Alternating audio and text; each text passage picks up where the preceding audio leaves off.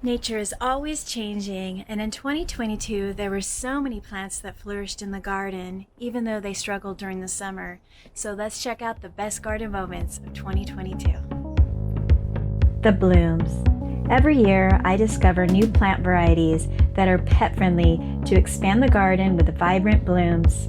In 2022 I discovered Lithidora, Bacopa, and Calabracoa.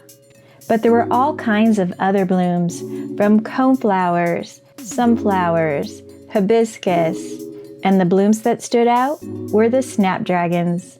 I planted a 6-pack of snapdragons in autumn 2021, and they cell-seeded and spread all over the area. They became the blossom monsters in spring. The charm. Blooms aren't the only thing that shined. Sometimes we have to bring our own charm with the pop of color.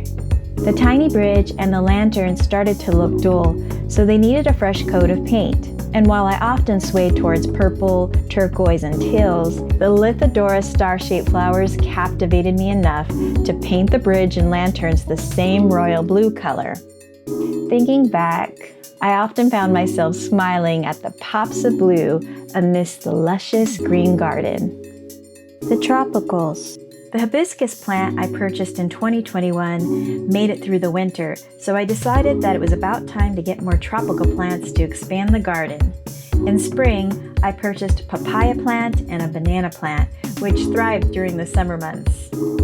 Aside from the sunflowers that were in bloom, this banana plant was a beacon of hope that some plants love blistering summers. The tunnel. In autumn, the new polytunnel was assembled to establish a sanctuary for the tropical plants. The plants have been doing well. Even though the weather dips down to the mid-30s, it seems like the polytunnel stays at least 4 to 5 degrees warmer in the evenings. But I am starting to think that maybe I will convert this into a hothouse for 2023. So stay tuned for those upcoming plans. The mysteries. There is something so thrilling about investigating mysteries in the garden. The calculations I use to troubleshoot honestly give me a sense of adventure.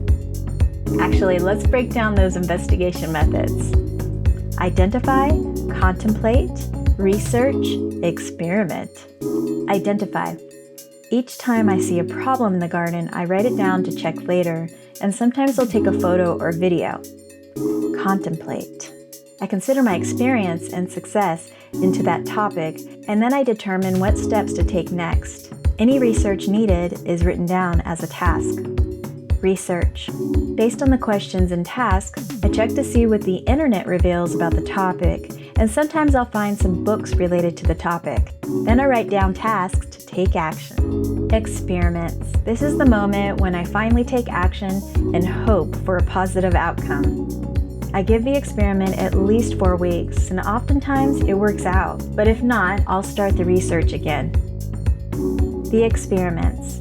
Speaking of experiments, I had some success with them in the garden. Everything from shade cloth to fabric vertical wall. The fabric vertical wall had all kinds of plants in it during the year, from strawberries, herbs, flowers, and succulents.